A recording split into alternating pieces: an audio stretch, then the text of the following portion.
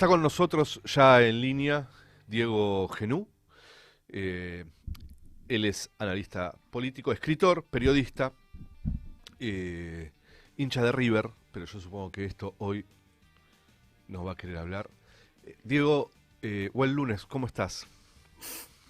Buen día, ¿cómo andan? Bien, Bien, bien, estoy en pie, es estás un en pie montón. y sonriendo. Eso Sí, es, sí, es sí. no sonriestra, sino sonriendo. Así Es un que montón. es mucho, Diego. Eh, Bueno, me alegro que conserven el humor los hinchas de River un lunes post derrota. ¿Cómo estás, Diego? Gracias por Bien. atendernos, che. Un No, gusto por saludarte favor. acá, Silvano Pascuso. Bueno, nosotros ya nos conocemos. Diego, eh, son tiempos difíciles y queríamos charlar con vos. En principio, hay una nota tuya en el Destape, en donde prácticamente lo que planteás es que Milei ya casi es un empleado o un candidato de Trump. Eh, y recién hablábamos con Silvano sobre el optimismo post elecciones de provincia de Buenos Aires, un optimismo que empezó a, a distribuirse por los sectores del peronismo, del kirchnerismo. Minutos después está Milei sentado con Trump. Minutos después, una operatoria de Caputo con los grandes sectores financieros de, sobre todo de Manhattan, que se llevan un montón de guita en nada, en 16 horas, en 24 horas. ¿Qué estás viendo vos, Diego, respecto al escenario que estamos viviendo? Sí, a ver, creo que el optimismo del 7 de septiembre para la oposición en general, para el peronismo en particular, creo que es justificado porque, bueno, llegábamos con bastante incertidumbre sobre la vitalidad política de Milei, si seguía teniendo esta idea de crédito social, plafón, licencia social para avanzar con su plan. Entonces, creo que es muy importante porque hasta ese momento es como que estábamos bajo el hechizo del balotaje de 2023, suponiendo que Milei todavía tenía ese respaldo, ¿no? Entonces, creo que hay motivos para decir, bueno, hay una sociedad, en especial en la provincia de Buenos Aires, pero se puede también amplificar a todo el país porque Milei viene obteniendo alrededor de 20% de los votos, en la ciudad de Buenos Aires sacó el 30% y no mucho más, con alianzas, ¿no? Es un regreso al Milei de 2023, de Ujú. las PASO de 2023, pero claro, ahora gobernando, ahora con cada decisión que toma autoincriminándose, entonces es positivo que haya una parte importante de la sociedad que diga, esto no nos lleva a ningún lado, hay que buscar otra cosa. Incluso después de lo que fue la experiencia del Frente de Todos, el peronismo sigue teniendo un piso muy importante. Ahora, lo que viene, si esto se acaba, va a ser durísimo para el próximo gobierno, ¿no? Ya lo era en 2019 y todo salió mal. Ahora va a ser todavía peor porque no solo es más deuda con el Fondo Monetario Internacional, sino ya una dependencia muy explícita con respecto a un país. Ese país es Estados Unidos. Es un país también, uno podría decir, es un imperio en decadencia que está perdiendo su batalla de fondo con China, le cuesta muchísimo a Trump y a Estados Unidos en general, ¿no? Ujú. Poder imponerse en esa guerra comercial, en esa disputa geopolítica. Y está claro que Estados Unidos, en principio, Trump y los fondos de inversión de Wall Street van a hacer lo imposible para sostener a Milley. Ya el viaje de Bessent en abril de este año era un indicio muy fuerte, un viaje relámpago a un país en específico, no era un viaje del secretario de Tesoro a la región y pasó por Buenos Aires. No, era para venir a decir, Milei, estamos con vos. Y bueno, ese estamos con vos que Milei festeja, que sus seguidores festejan, tiene un precio muy, muy alto, ¿no? Porque es un aliado barato Milei para Estados Unidos y al mismo tiempo es un condicionamiento muy fuerte. hay que ver cuál es la forma que encuentra Trump o elige Trump para sostener a Milei. Por ahora tenemos un swap, casi una idea de, bueno, desprendete del swap con China y acá tenés esto como para aguantar lo que viene, pero puede haber, obviamente, otros resortes de poder que Washington, que Wall Street activen y que van a condicionar no solo a este gobierno que tiene la voluntad y la vocación de ser el peón de la estrategia de Trump en el patio de atrás, sino el gobierno que venga también va a estar muy condicionado. Esta ayuda, esta decisión de sostener a Milei, la va a pagar el próximo gobierno seguramente. Totalmente. Eh, me, Me parece que hay una discusión permanente sobre el peronismo, que creo que va en dos sentidos, Diego, a ver qué pensás vos. Por un lado, la incapacidad no solo de frenar las políticas de Milei, no a Milei, yo creo que en realidad no hay que frenar tanto a Milei, lo que hay que frenar es una idea de gobernar este país, que es el ajuste, la entrega, etcétera. Hay una incapacidad muy fuerte, más allá de lo que sucede electoralmente. Eh, y por otro lado, una disputa entre Axel y Cristina, que pareciera ser, están dispuestos a llevar hasta el último momento, mientras suceden estas cosas. Pero en particular lo que te quería preguntar, Diego, vos fuiste un estudioso de la biografía de Massa, con el libro que publicaste de la revista del Poder. ¿Qué rol está cumpliendo Massa? ¿Sabés qué sensación me da a mí? Lo digo acá. Sí. Y es que mientras Axel y Cristina se pelean, el candidato va a ser Massa. Y que va a ser una especie de gobierno de Milei, pero con derechos humanos. ¿Qué, qué, ¿Cuál es el rol de Massa en esto, más allá de la unidad y ese lugar común que hay de Axel diciéndole a Massa que garantizó la unidad y Massa llorando, etcétera? ¿Qué está pensando Massa para el 2027? Bueno, yo creo que está esperando obviamente su revancha, una oportunidad más. Si pelea, sería su tercera vez como candidato a presidente.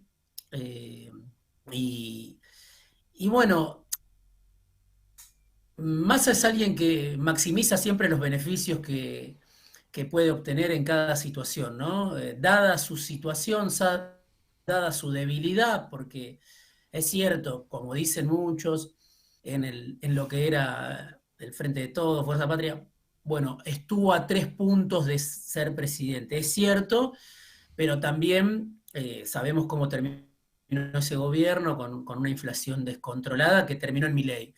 Entonces, dada esa situación, Massa, todo este primer año, casi 2 años de gobierno de Milei, no asomó la nariz, un poco porque sabía que mientras Milei tuviera un índice de inflación mucho más bajo, no tenía ninguna chance de capitalizar o de aprovechar o de reiniciar su carrera política.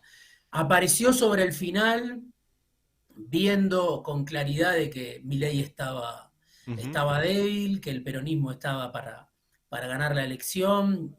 Massa tiene números que le acerca permanentemente su cuñado, Sebastián Galmarini, que están midiendo permanentemente, una consultora muy cercana a ellos. Ujú. Entonces, sabe siempre cuál es la temperatura social y obviamente, bueno, es alguien que está en contacto con toda la dirigencia política. Entonces, creo que apareció al final y eso es otra vez el olfato de Massa de el peronismo puede volver al poder. Siempre trabajando por la unidad, es cierto, eso lo reconocen todos, porque además Massa no tiene a dónde ir, ¿no? Ya dio la vuelta al mundo de las identidades políticas, ya rompió con Cristina, ya estuvo cerca de Macri, ya volvió a una alianza con Máximo, y ahora yo creo que él obviamente trabaja para la unidad pensando que puede tener otra vez la oportunidad de tener a todo el peronismo atrás, como lo tuvo, casi como un regalo del cielo en 2023.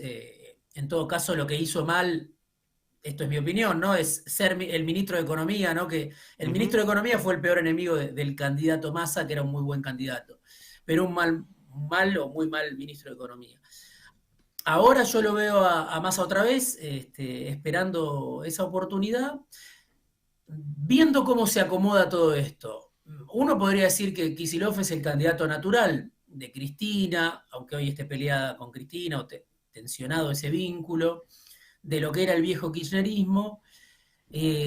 Si Axel llega con potencia a 2027, Massa verá cómo se acomoda en ese escenario. Si va perdiendo fuerza, Axel, por una interna que lo desgasta, por errores de gestión, porque no sabemos qué puede pasar en la Argentina mañana, pero Ujú. mucho menos dentro de 2 años.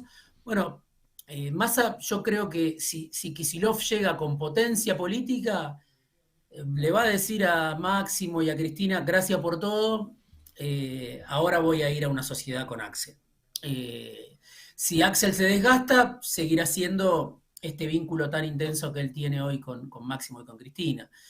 Pero no hay que descartar que si Kicillof llega bien a 2027, Massa sea candidato a gobernador o busque algún otro esquema. Él no lo va a decir, va a tratar de llegar como presidenciable, pero está claro que si Kicillof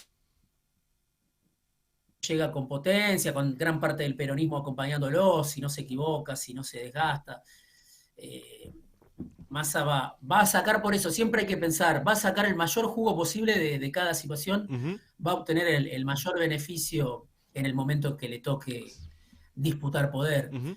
Entonces yo creo que este resultado, que lo tiene para mí a Kicillof como el gran ganador, lleva a recalcular a todo el peronismo y también a Massa, que llegó de la mano de Máximo, muy aliado a Máximo y a Cristina, pero que tiene una sola constante que explica todos sus movimientos desde que tenía 17 años y militaba en la UCD hasta hoy, que es estar siempre cerca del poder, ¿no?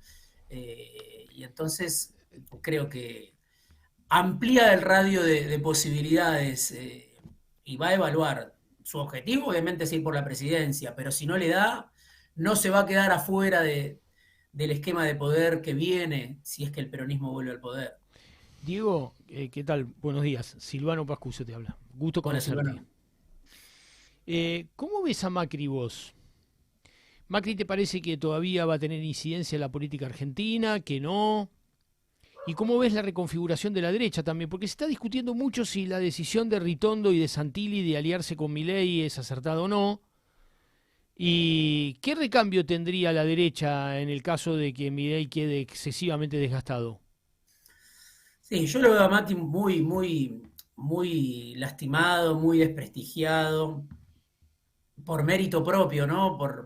Obviamente por sus 4 años en la presidencia, pero también por cómo Macri rifó, podríamos decir, 20 años de construcción de poder de la derecha en la Argentina, un poco por sus propios errores y otro poco porque no supo cómo sentarse a negociar con los Milei, ¿no?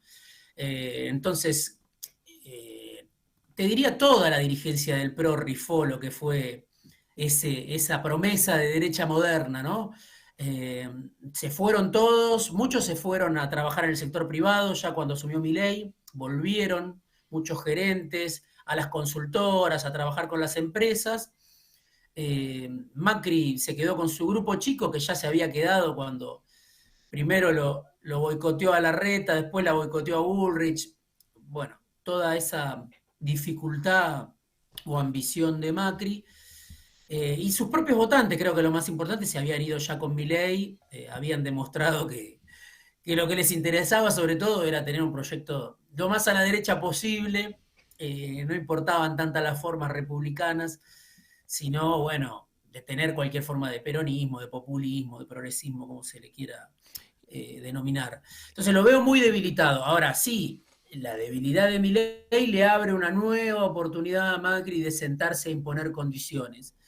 Eh, yo creo que Macri por sí mismo hoy vale poco. En todo caso puede valer en diálogo o en representación de esos actores de poder que en su momento lo proyectaron a él, que después apostaron a Milei. Es decir, Macri puede formar parte de un esquema de poder que desembarque finalmente en el gobierno de Milei. Pero no va a ser él solo, yo creo que tendría que ser también Schiaretti, que tendrían que ser otros actores, Pichetto, estoy poniendo nombres propios como para trazar Ujú.